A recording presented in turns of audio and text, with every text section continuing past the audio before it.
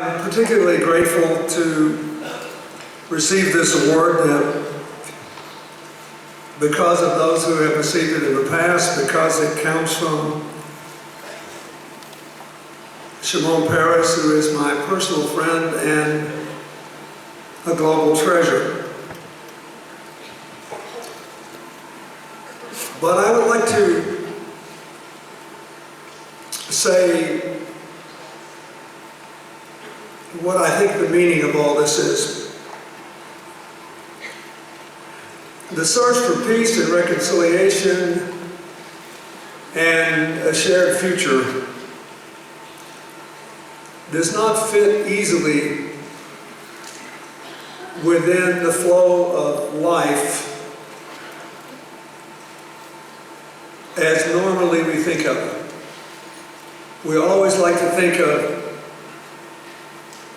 political efforts, social efforts, almost as if they were sporting events. There's a beginning, a middle, and an end. At the end, the good guys triumph. It is much more than that. It is a way of life.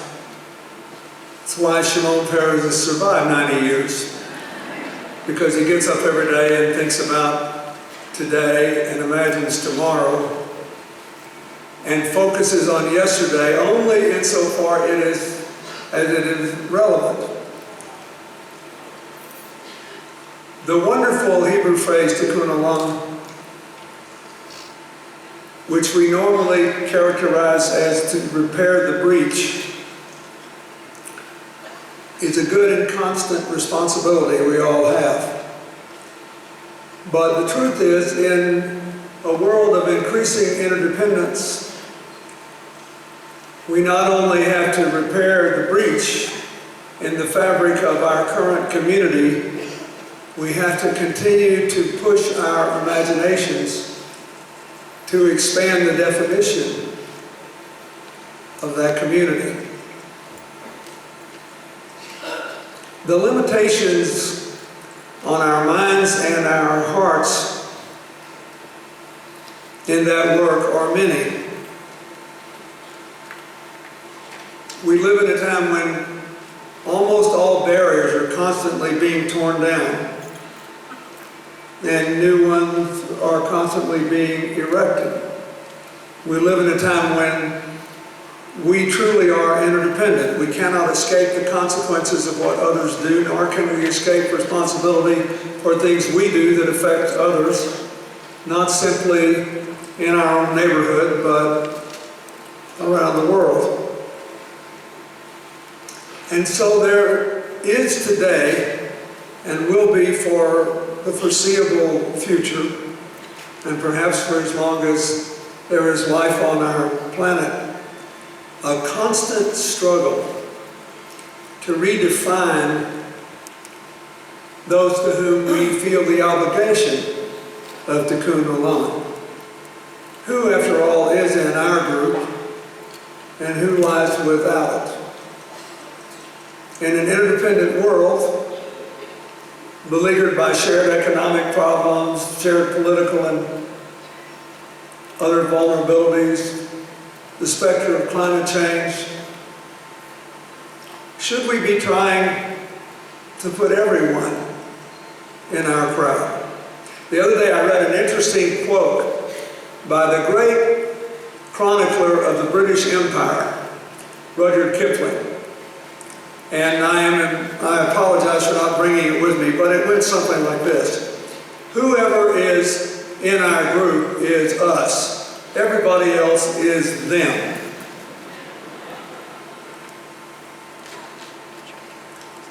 In a funny way, most of the world's struggles, since people first rose up on the East African savannah, families and clans began to form,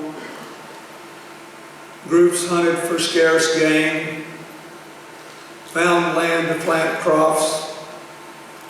You could argue that the whole of human history has been a constant battle to redefine who is us and who is them. and that the imperatives of our ability to destroy each other have imposed on us a heavy responsibility to continually expand the definition of who is us and to shrink that of who is them.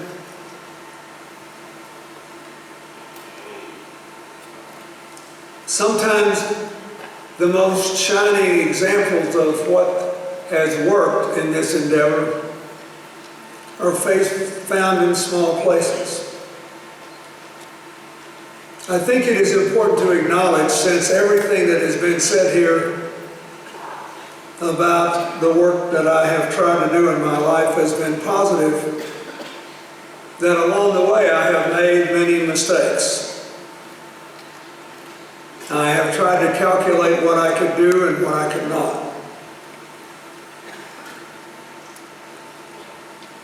One of the greatest examples of overcoming past bitterness and conflict to create a different sort of unity is represented here by the President and First Lady of Rwanda, Paul and Janet Kagame.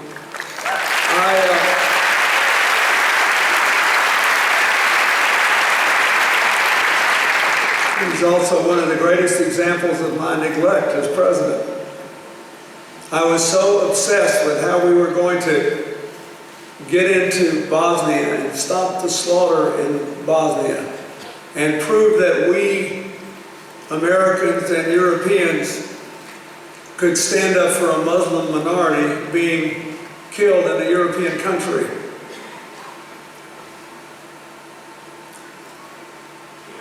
And the people in Rwanda in the genocide were slaughtered so quickly, 10% of the country in 90 days, that we literally never even had a meeting on whether we should do more to stop it at the White House. I say this to make a larger point. Every one of us, each in our own way, will face challenges in our lives, and we will not meet them all. The lesson of Shimon Peres's life is not to give up or give in, but to get up and go on, to keep the process going. Shortly after I left office, first I went to Rwanda in 1998 and publicly apologized for the fact that the United States had not been more active sooner in trying to stop the genocide and offered to help. It's the first time I met President Kagame. Then I went back afterward and was asked to help raise funds to finish their memorial to the genocide and to help deal with some of the healthcare challenges in the country. Today my foundation is active there and working to help smallholder farmers and to build up their ability to earn more money from adding value to the food dollar. But anyway, in 2001, I saw a stunning example of the work that Paul Kagame had done to change the mindset of Rwandans about who is us and who is them.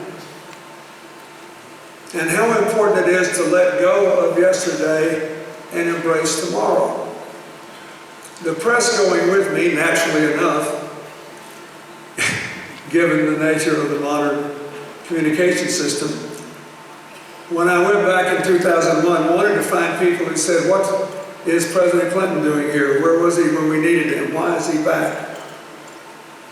So a reporter for one of our major newspapers was riding with a cab driver in downtown Kigali, and he said, don't you resent Bill Clinton coming here? And the cab driver said, no, I'm glad he's here. And so the reporter said, why? He said, first of all, nobody came to help us, and he's the only one who said he was sorry. Then he said, secondly, he did not make us kill each other. We have to assume some responsibility for that. and responsibility for making a different future. And as our president keeps telling us, we need all the help we can get. And it was a stunning insight about the work you did to first say to your people, no matter what anybody has done to us, no matter what we have done to each other, the first step of building a new tomorrow is to get rid of the things that divide us, including seeing ourselves as victims. We have to claim a future that we make. And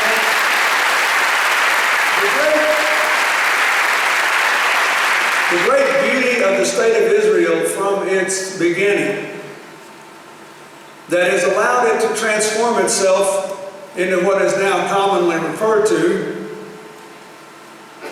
as a startup nation, the center of innovation for the whole world, is that it was seen as a safe place for the people of Israel to learn that they need no longer be victims. That the beginning of freedom requires a responsibility. What has all that to do with today? It is nice to receive an award. It is nice for a country to have its monuments. But there are no final victories, none, in Tikkun Olam. There are no final victories. There are no perfect warriors for peace. There are no flawless leaders. Every day, inside every person,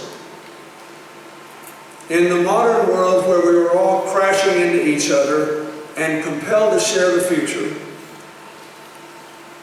the battle begins as the morning breaks. Every one of us, when we wake up in the morning, has inside, in our hearts, our souls, our spirits, a scale. You feel it every morning.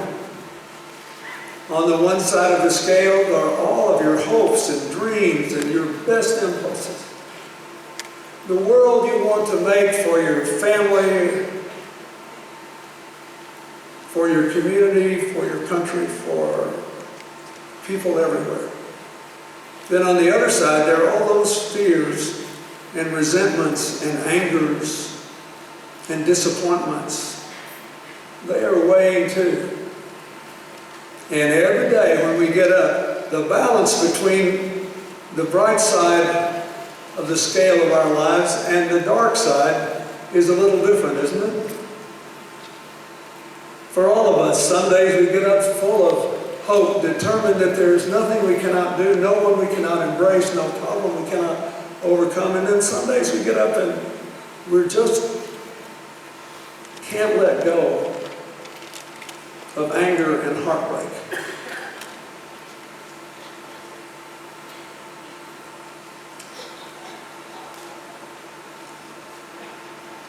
We have to let go. For all of life is a constant struggle to expand the definition of who is us and shrink the definition of who is them. And in an interdependent world, we don't get to stop. We don't get to give up because we mess up. We just have to show up and go on. That is what I ask you to think about. The first time I came to Rwanda, I asked to meet, Hillary and I did, with some victims of the genocide. The most moving person I met was a lady who was resplendent in a beautiful bright colored dress and said that, I couldn't figure out what happened to her. She seemed to have no visible marks until she told me that she had been betrayed by her neighbors and she woke in a pool of her own blood to find her husband and 6 children lying dead around her. and she screamed out to God in anger that she had been spared. Then she said to us, I realize I must have been spared for a reason, and it could be nothing so mean as vengeance. So I do what I can to help us begin again.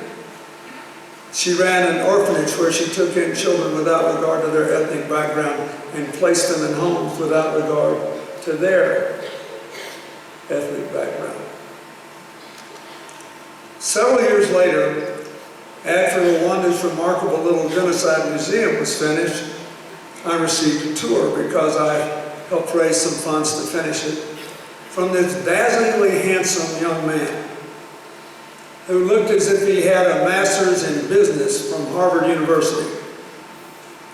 And he was giving me the tour, patiently explaining how this disaster occurred. And I said, did you lose anyone? He said, yes, I did. I lost my parents and my brother and my sister-in-law. And he said, if you stop at my uncles and aunts and first cousins, 73 people in my family were killed. And I said, isn't this hard for you, taking me through here? He said, oh no, it's therapeutic. Our president tells us we have to face the past and then let it go and live in the future. So I said to this man, you remind me of this lady I met the first time I was here. And I told him the story about the lady and losing her husband and her 6 children. And he smiled. And he said, well, I should. She's my aunt.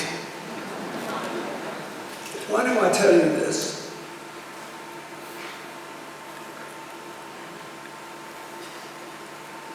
Between the Israelis and the Palestinians, there are many reasons for continuing this trust. There are many reasons to wish that you didn't have to deal with it. There are many reasons to think that maybe you won't because you're rich and they're poor and you're strong and they don't seem to be. And besides, you've got a lot of problems now with all this other stuff going on your borders. But the one thing I know is the lesson that had been driven home. And I could give you 100 examples of this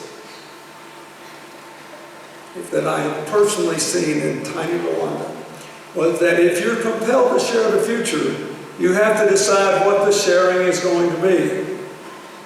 And you have to establish the terms on which this future will be shared. And if the terms favor you too much and someone else too little, then there will always be us and them. There will be no tikkun olam. There will always be, for the public spirit of every place, the scales out of balance too tilted to the dark side. There is no perfect answer to any of this. There is simply the perfect obligation to continue to expand the definition of us and shrink the definition of them. I ask you to think about that. In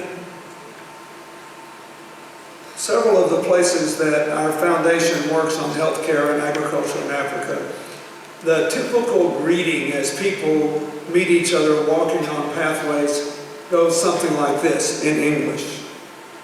Hello, good morning, how are you? And the answer is not, I'm fine, how are you? The answer translated into English is, I see you. Think about that. Think about all the nameless people who go about their way every day, the people who serve food in nice restaurants in rich countries, the people in despised minorities in places where there are conflict, the sick people who must beg for a living on teeming streets in burgeoning cities, who are literally never seen. So it turns out that I see you is a much better answer to good morning than I'm fine, how are you? I'm honored to be here because I think President Perez always tried to see everyone. I think he has the combination of mind and heart to remind us that much as we might like it to be otherwise, all the people that we sometimes don't see are going to be part of our future. They're going to define it. Their children have their hopes and dreams too, and they have to be able to advance them.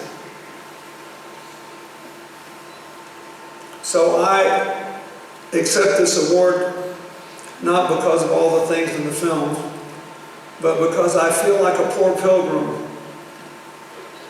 on a constant journey to expand the definition of us and shrink the definition of them.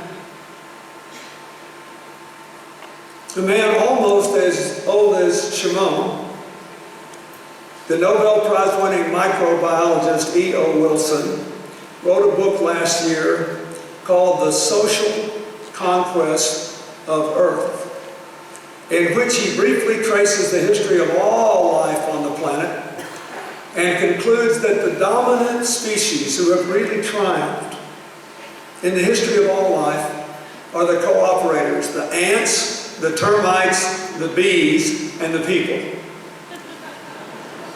You should laugh, but the combined weight of ants on Earth exceeds the combined weight of people on Earth. Termites with no brains, as far as we know, make places to live in hot climates that have many, many holes, but they will only go in and out of one. The rest is for air conditioning. Bees find a way to pollinate what is 90% of our food supply. And Wilson says in his book at the end, the humans have the greatest potential because they have consciousness and conscience. But they pose the greatest danger because they know how smart they are, so they're prone to arrogance and to hunker down in ignorance. Mr. President, after 90 years, you have proved that if you spend a lifetime trying to get rid of arrogance and get rid of ignorance, you can get quite a lot done on life's road. And that is what I ask you all to think about. Israel should always be seen in a state of becoming. The region should always be seen in a state of becoming. Somebody else's idiotic, negative, crazy behavior cannot be an excuse for a response by you in kind. Do you have to be strong? Do you have to defend? Yes. But in the end, all of our lives will be judged, and the lives of our children and grandchildren and those to come will be shaped by whether we succeeded in expanding the definition of them and shrinking the definition, expanding the definition of us and shrinking the definition of them. Whether we can walk along a road and encounter people from all over the world with all different faiths and all different kinds of promise and all different kinds of problems, and say honestly, I see you. None of us is perfect. None of us will win all the time. The important thing is to stay on the path, to keep looking, and to keep working. Bless you.